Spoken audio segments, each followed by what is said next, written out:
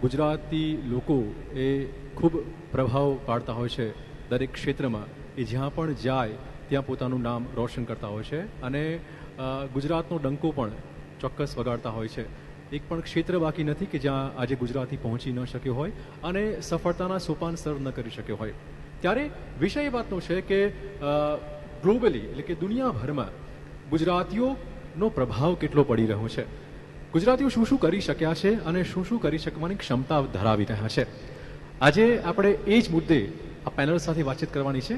આપણી સાથે જોડાશે મારા ગ્રુપના ફાઉન્ડર એવા આશીષભાઈ ઠક્કર આપણી સાથે છે. આ સાથે યુકેમાં હાઉસ ઓફ લોર્ડ્સના લેબર પાર્ટીના સભ્ય લોર્ડ ભીખુ પારેખ આપણી સાથે છે અને ઓસ્ટ્રેલિયન સાયન્ટિસ્ટ ડૉક્ટર ધાર્મિકા મિસ્ત્રી આપણી સાથે છે. આપ તમામનું સ્વાગત છે અને આ ચર્ચામાં સહયોગ આપશે મારા સહયોગી અને ખૂબ જાણીતા પત્રકાર એવા અજયભાઈ ઉમટ. તો આપણી તાળીઓ સાથે આ સેશનની શરૂઆત કરીએ. સૌથી પહેલાં ભીખુભાઈ આપને પૂછવાનું કે ખૂબ પીડ આપનો અનુભવ પણ છે, આપની ઉંમર પણ છે, ત્યારે એક ગુજરાતી તરીકે ત્યાં બેઠા બેઠા ગુજરાત કેવું લાગે છે અને કેટલું ઇન્ફ્લુઅન્સ હોઈ શકે છે ગુજરાતીઓનું જે તે ક્ષેત્રમાં? ત્યાં માઇક છે તમારું. તમારો સવાલ ગુજરાતીઓ પ્રત્યે મર્યાદિત છે? બિલકુલ નહીં.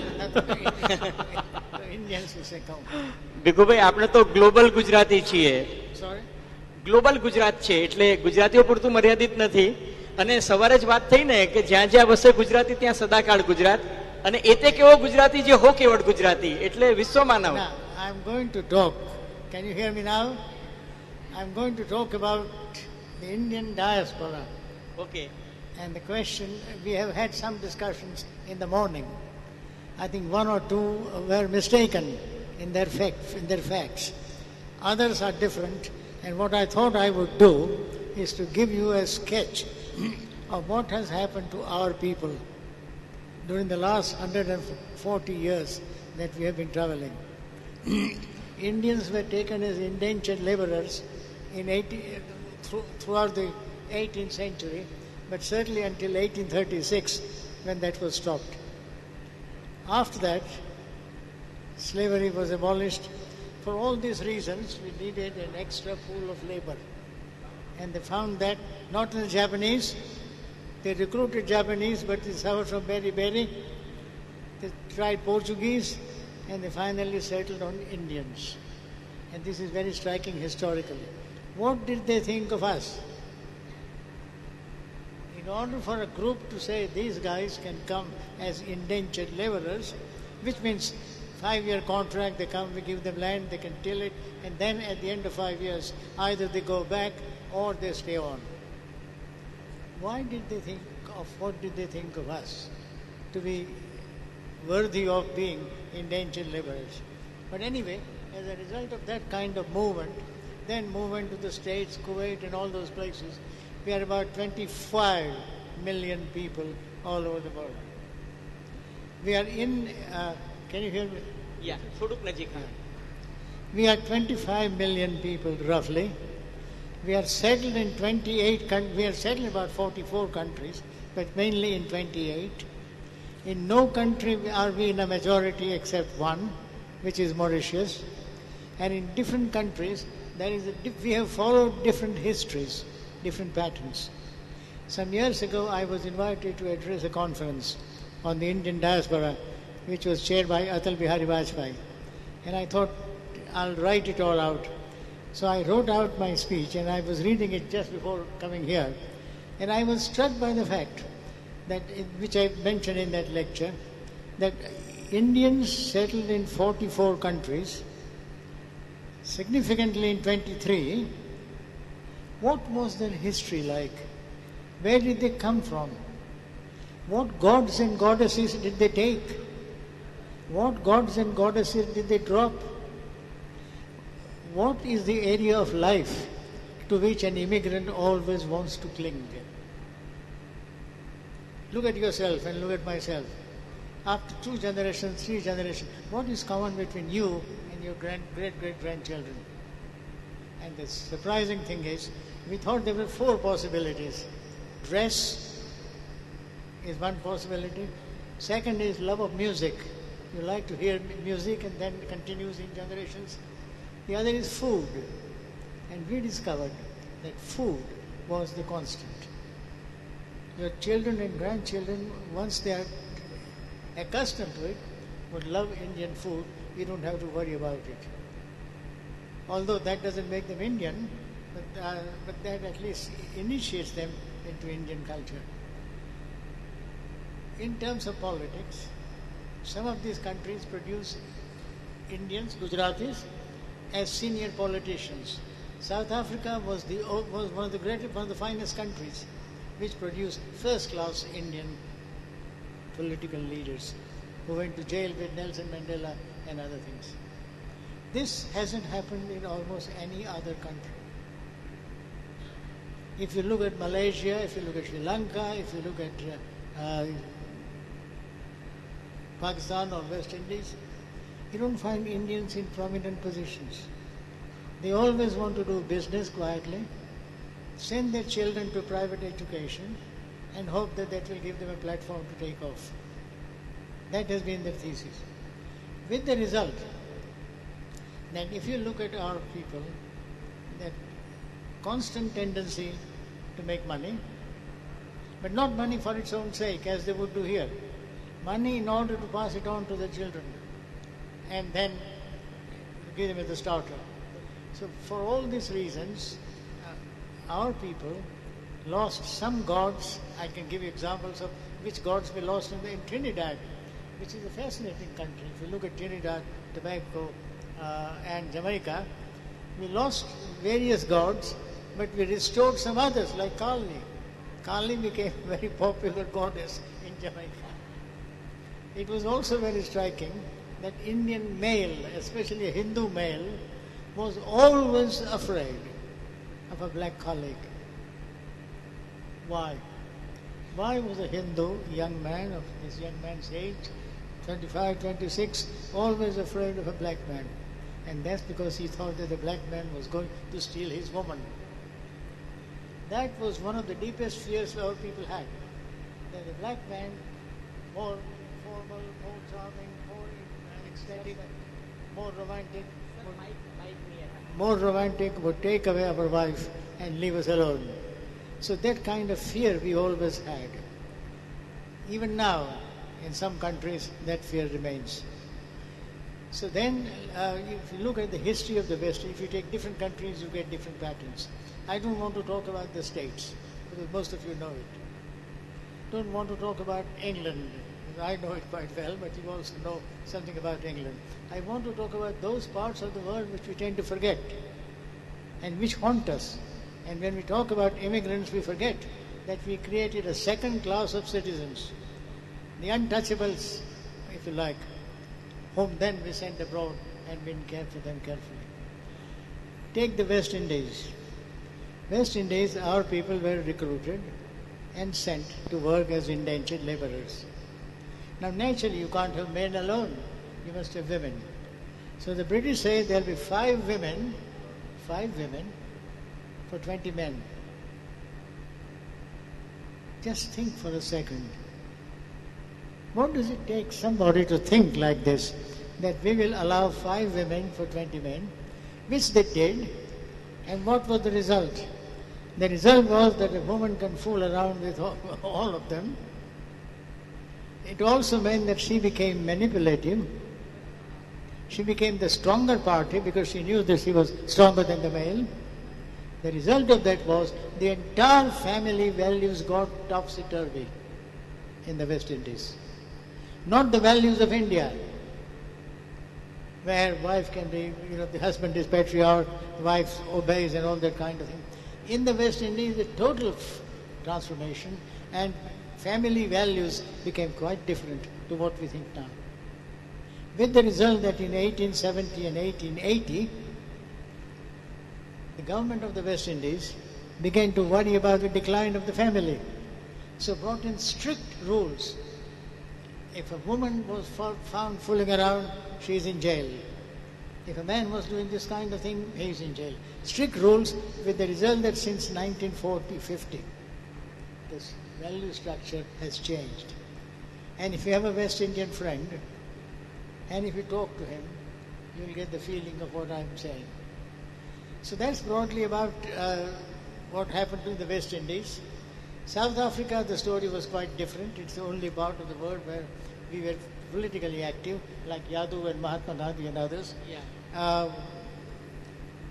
Jamaica, again, we were active. In Malaysia, we were active.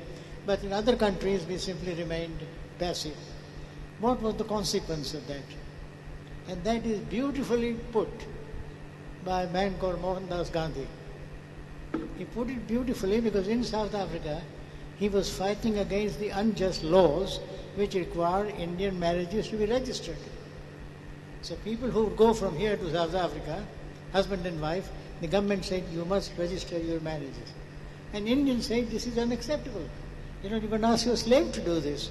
We are married, but my passport says this, nothing more than that. But no, the government insisted. Gandhi led a protest. He expected a lot of people to follow him. They didn't. Because many of them were doing a quiet deal with the officers. They were giving money and getting a register. Gandhi realized that his people, as he called them, were not going to stand by him and fight with him. With the result that he made a remark which I want you to remember. Have I gone on too long? Just 1 minute. So what we can do... Let me just finish this remark. At which point Gandhi got unbelievably angry for the first time in his life. And he said, when shall we learn to rebel against ourselves? Just look at the sentence. When shall we learn to rebel against ourselves? આપણે માટી જેવા છીએ, એની સામે આવા પ્રકૃતિ સામે ઉભા રહેવાની શક્તિ કેમ નથી આપણામાં? And then he went further. The next sentence. If you behave like a worm, don't blame others for trampling on you. Very well said. કીડા તરીકે તમારે જીવવું હોય તો સામો માણસ તમારા પર પગ મૂકવાનો. વાંક તમારો છે કે તમે પેલાને ટેમ્પ્ટ કર્યો.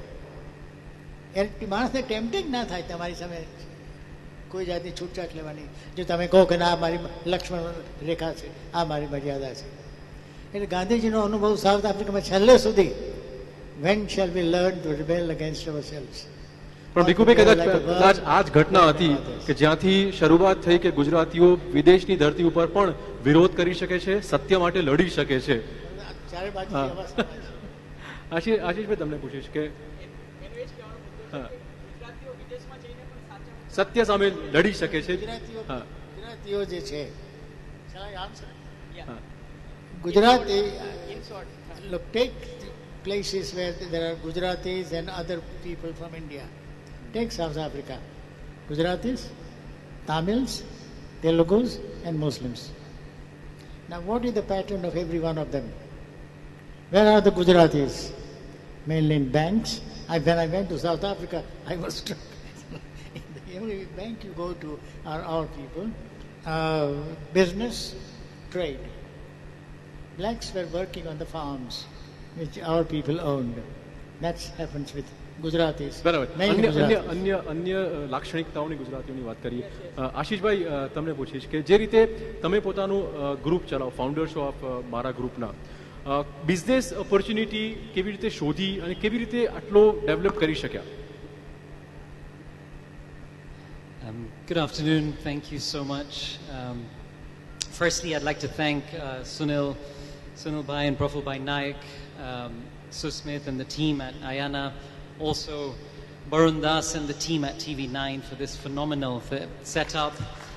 And really, I'd like to salute your passion for holding this, really the promotion of Gujaratis globally and bringing that, as Sunil Bhai said, removing the coconut nuts of all of us. I think it's a brilliant thing. And I've been personally quite lucky because my spiritual leader, Morari Bapu, has, with his teaching of Satya, Prem and Karuna, has kept me very connected with Gujarat and India. He's made me very, very proud to be a Gujarati and to be an Indian.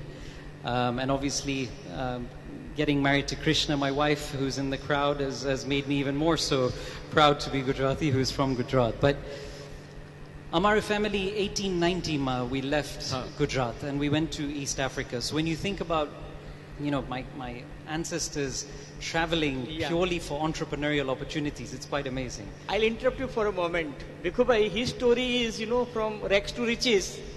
But interestingly, I thought that seldom you will find, dropouts will become the richest person in the world.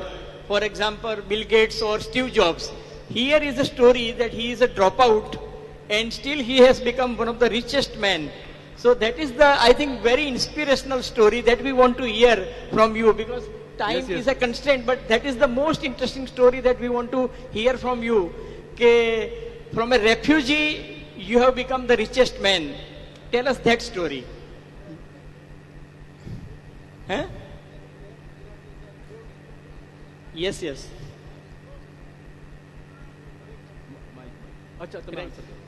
Sure. So basically, my family went through the 1972 Idi Amin saga in Uganda and got wiped out, moved to England, started again, and then in 1993 we moved to Rwanda.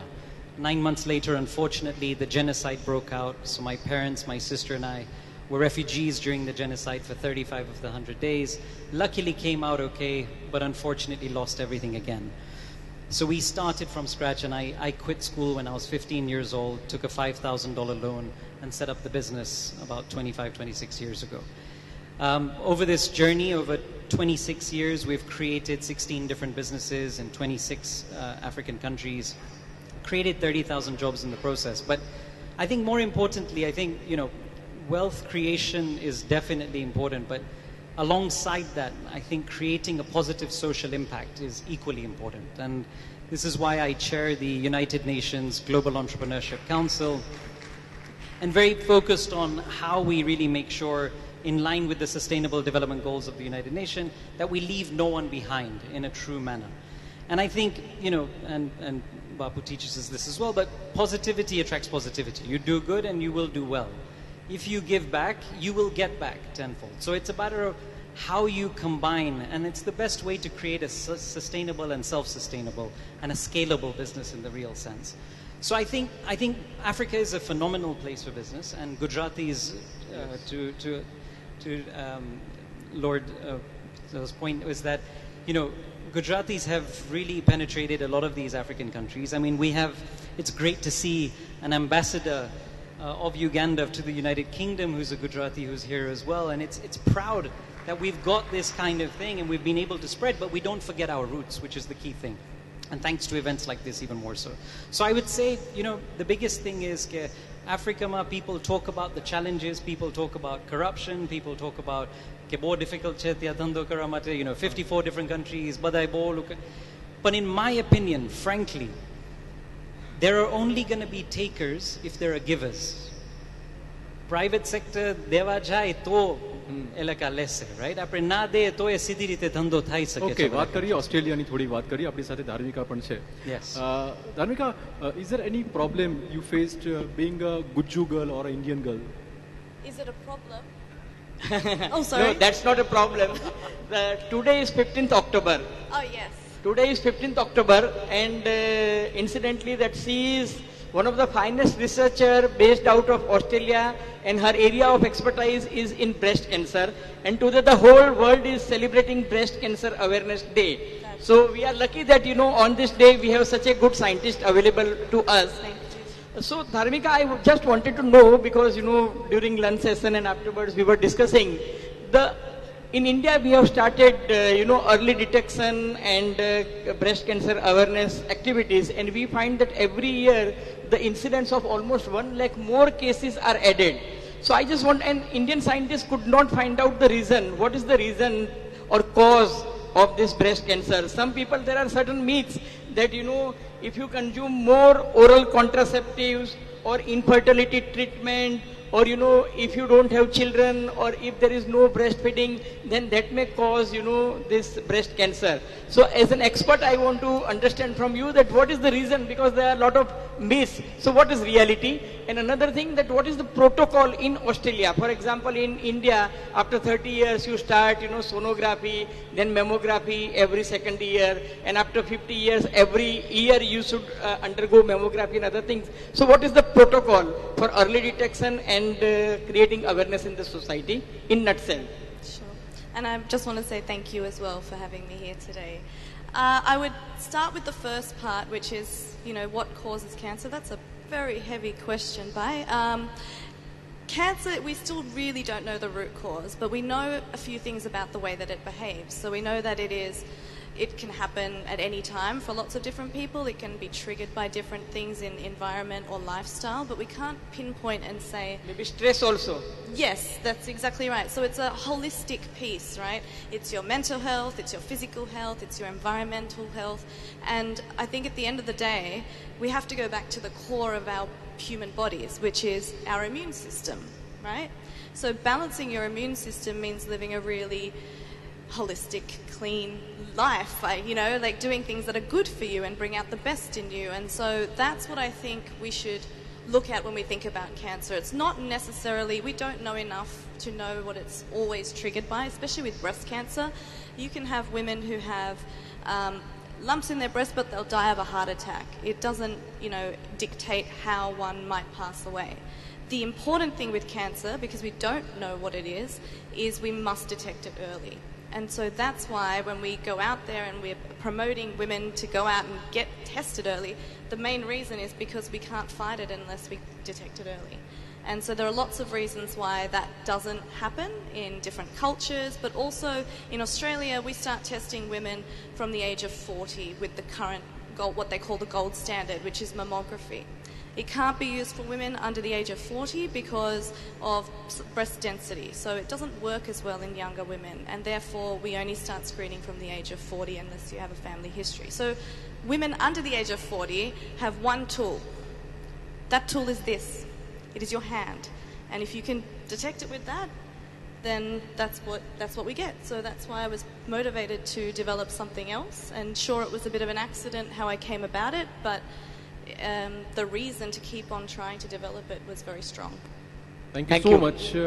આપણે જાણ્યું કે કેવી રીતે રાજકીય ક્ષેત્ર હોય, medical ક્ષેત્ર હોય કે ઉદ્યોગ જગત હોય, આ ત્રણે ત્રણ ક્ષેત્રમાં કેવી રીતે ગુજરાતીઓ પોતાનું યોગદાન આપી રહ્યા છે વિદેશોમાં પણ.